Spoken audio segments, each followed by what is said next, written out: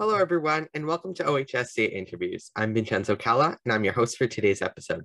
Today, I'm happy to have with me the Member of Parliament for Edmonton West, Kelly McCauley.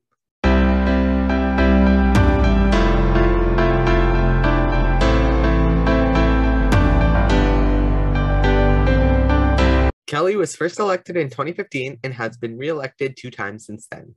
Prior to entering politics, Kelly spent more than 30 years managing hotels and convention centers from Victoria to St. John's.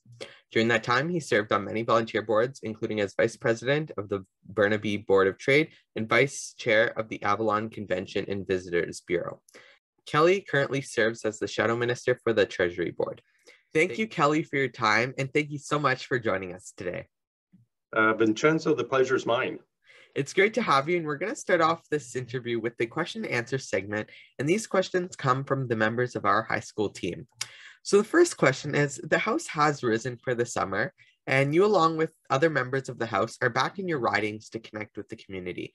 So how are you, as a parliamentarian from Alberta working in Ottawa, able to connect with your constituents and take their issues at hand when making decisions, especially the stuff that you hear over these next couple months while you're on parliamentary break?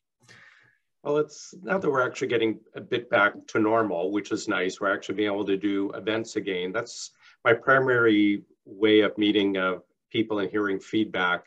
Canada Day was a great example. We flipped pancakes at a couple churches, flipped hamburgers, went to a mosque, and we just chat with people, get feedback. Another great way is I love my coffee. I grew up in the hotel and restaurant business, so I like to visit restaurants. So I'll visit a lot of coffee shops in the morning, different ones, chat with people in line, chat with people sitting or having their coffee. The other big way is through, we do mail outs every month to all the households with a feedback. And we'll ask a general question on how's inflation affecting people, how the mandates are affecting people, and how different issues are affecting people.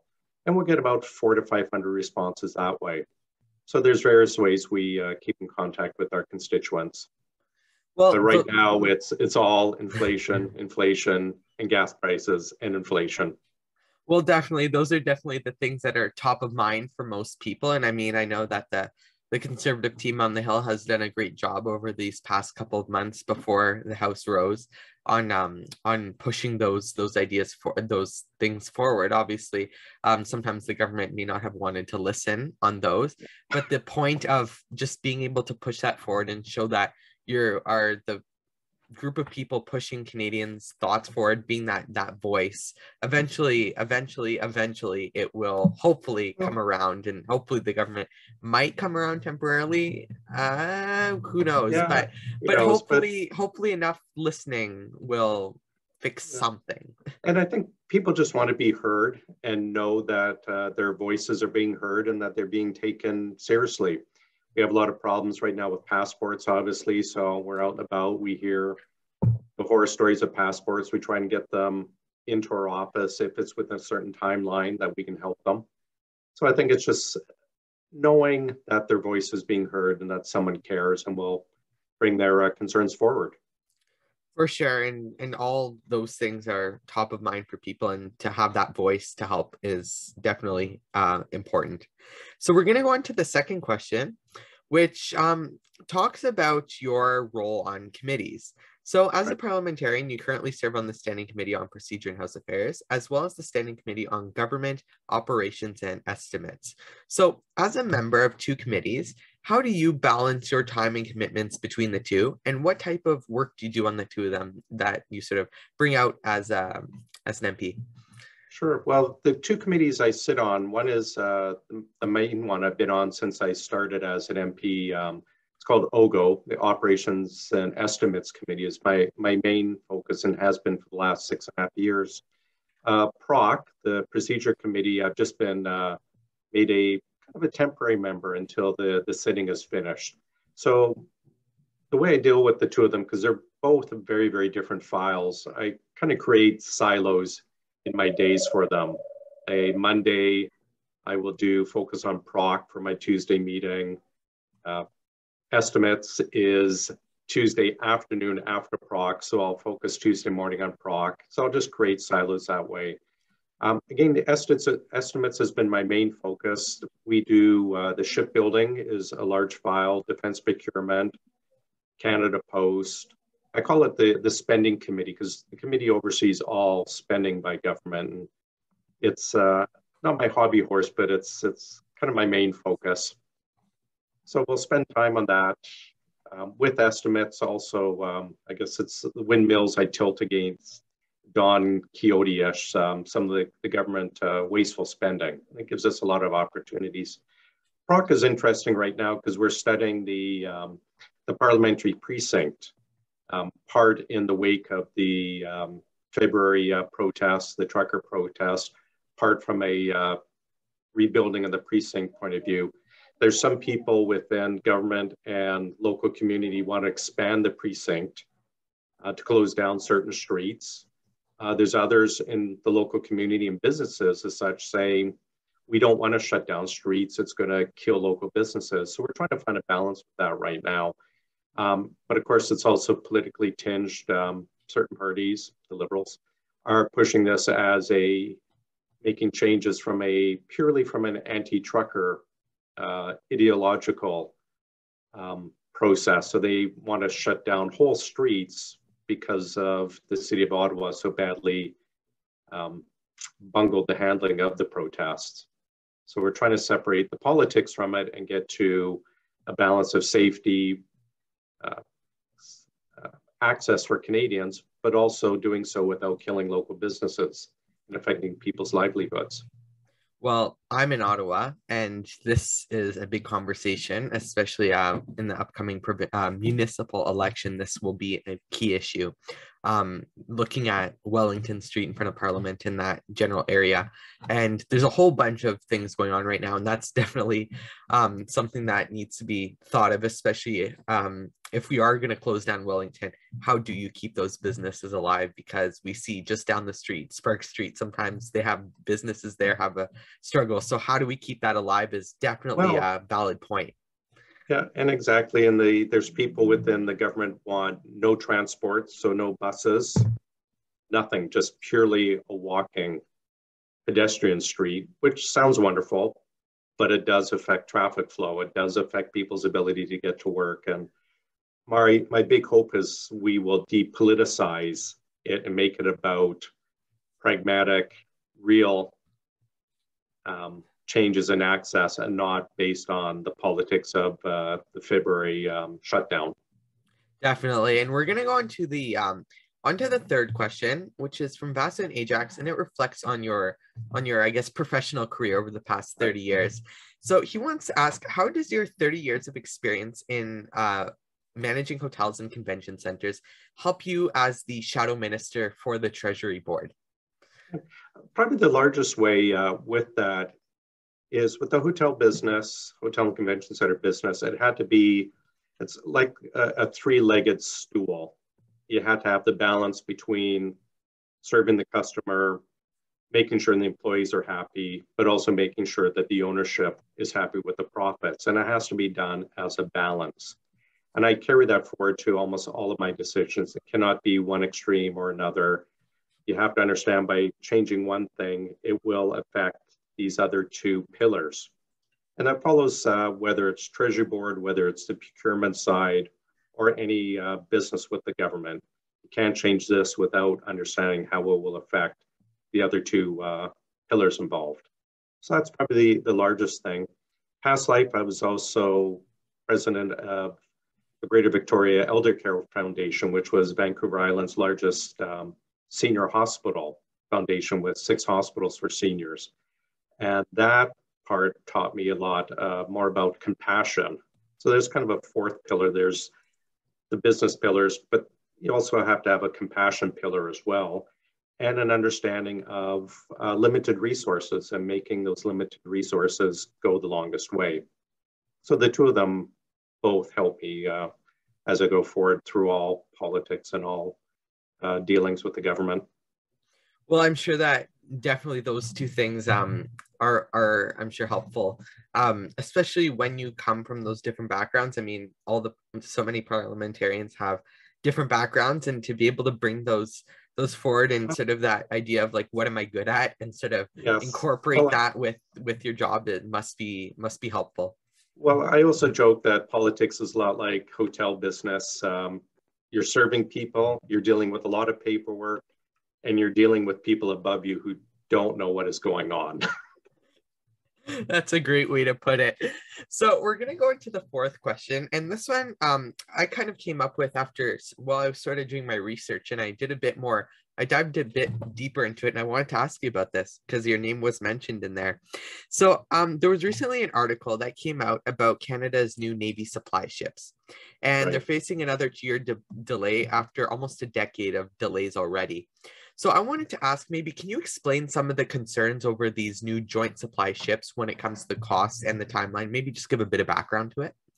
Sure. Well, these are the two ships that are being built by Seaspan in North Vancouver. They'll be supply ships for the Navy.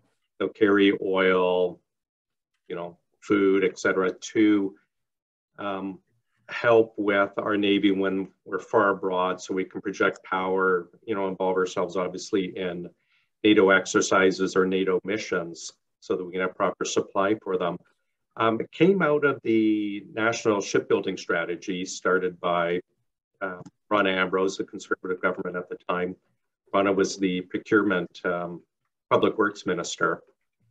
The idea was to revitalize the Canadian shipbuilding industry. Two shipyards were chosen, Seaspan in North Vancouver and Irving in the East Coast. The decision at the time was widely lauded for its transparency. We had an outside auditor view the whole process to say, yes, there's no politics involved. This is purely a business-driven decision. And then, unfortunately, we lost the election and things were handed over to the Liberals and things went awry. What's happened is the Navy chose what's called the Berliner class. It's a long existing in-service ship design used in Germany and around the world. So it should be relatively simple. It's an existing proven design. Fortunately, what happened is the bureaucrats and Department of National Defense got involved and started making adjustments and changes and adjustments. And every little change in a ship cascades throughout the whole ship. And it's criticized as, it's called Canadianization. We're going to take an existing ship and we're going to Canadianize it to make sure we have certain things that we need. And unfortunately, what happens is it drives costs, it drives delays, and it just leaves us without an ability to serve our Navy. So we've been seeing this from day one with this process. The bureaucrats get involved, the Navy gets involved, they make the changes, not realizing how it cascades through, or maybe not caring how it cascades through the program. And what we end up with is we're looking at a 10-year delay. These ships were supposed to be in the water and serving long ago. Now we're saying another 2-year wait. On the East Coast, the delays with the frigate program, the parliamentary budget officer, I think it's $3 billion a year for every year of delay that's going to cost taxpayers. We're going to ask the parliamentary budget officer to revise his costing of the joint supply ships and to see what these actual 2-year delay will cost us, probably another $500 million. And if I asked the average taxpayer, would you rather spend $500 million on healthcare or this issue or housing, or would you rather have it wasted on delays because of incompetence within the bureaucracy? I'm pretty sure the average Canadian would choose, hey, let's solve homelessness in Edmonton as opposed to these cost overruns. The original cost, I think, was supposed to be $600-700 million for both ships. And now we're looking at $2 to $3 billion per ship. So massive delays, massive cost overruns. And frankly, I don't believe the ships will be built. It'll be longer than the 2-year delay. Well, as I sort of looked at this, like it was delay after delay. So seeing that sort of going forward is probably won't happen in those 2 years. And it's definitely something that, I mean, probably a lot of people aren't thinking about it or seeing that happening, but it's something that just another couple $1 billion being added to the deficit, and being added to government spending. We see that every day. It's more government spending and incompetence when it's coming to something like the Navy, something that should be, and the general talk about military spending as well. It's very much, it just shows just this culture of incompetence with the government, a lack of seriousness. Like the whole defense procurement we saw with the fixed wing search and rescue planes, the political meddling to ensure that certain liberal held areas got some business and perhaps some liberal friendly companies got the work. And then we saw the procurement people start meddling with it and design changes to a long-standing existing plane that serves around the entire world. The government's changed the design so much, it may not actually ever fly. So here we have $3 to $4 billion a purchase of these planes that looks like they will not be certified to fly off the BC coast because of the changes. Anyone jumping out of the back of the plane to parachute out will get, because of the drag, will get banged and killed against the plane. It's just, again, that's $3 or $4 billion more of waste for no specific reason besides incompetence within the bureaucracy and within the liberal government. Well, and we're gonna leave it at that for. I was going to say, I don't think our government could actually go to Tim Hortons and procure a cup of coffee, much less the needed equipment for our military. Yeah, I mean, it's it's something that, I mean, I'm just gonna leave it at that for that question, just because it's something that the government needs to take a long, hard look at, and the Canadians need to take a long, hard look at, because it's the little things, because this isn't little, this is big, but it's these, I guess, little things on the broader spectrum of Canada and what's happening that adds up at the end of the day when it comes to election time. So we're going to go on to the last part, which is advice for the next generation, where we talk about youth involvement, politics, and more. So we asked this to everybody, and I wanted to ask you, what should young high school conservatives do in order to get more politically active, and one piece of advice that you would like to give them? To get more politically active, I would say contact your local MLA's office, MPP's office, federal MP's office, and just ask or offer to volunteer and get involved that way. We have a young gentleman on our board. He started door knocking with me on a provincial campaign when he was 14. And he's worked on me with 2 campaigns, got an intern job with the provincial legislature. It's just get involved, offer to help. And I tell young people, get involved early. Like there's some very well-known Canadian politicians started out in high school. I actually started out volunteering for Joe Clark back when I was in, I think, grade 11, back in the Stone Age days. But you meet some wonderful people, you get involved, you learn a lot, and you meet some fantastic contacts for your future. So I would just say, pick up the phone and call to see how you can help. Every campaign I've worked on has always been fun, with wonderful people to work with, whether I've been in grade 10 or a 45-year-old soccer dad helping out a local campaign. They've always been fun, and it's always been new and wonderful people I've met. Well, and again, fantastic contacts for the future for young people. Definitely, and I volunteered on my local Conservative campaign in the more recent federal election in September, and it was just the amount of people I met, the amount of great people I met, and the amount of great contacts I got, like you said, was just so fantastic, and it opens a lot of doors to get involved in politics just by calling up your local MP or candidate just to ask how can I help. Yeah, so, and no other business, I think you can have so much input and so much effect on the government or your local community at an early age than you can in politics. I always look at Jenny Byrne, who was Harper's co-campaign manager at one time, very, very young. I think she was probably, the most powerful, one of the most powerful women in Canada, late 20s, because she started out working and volunteering young. And we see it in the Hill as well. Most of the movers and shakers who are getting policy done are young people. They do it by starting out your age, like what you're doing right now. Exactly. And you can make your voice heard, whether you're 14 or 44 or 84. You can make your voice heard on the same level just by picking up the phone and talking to people and knocking on doors and going and talking to people that want to hear your voice and give you an opportunity. And no experience needed. Exactly.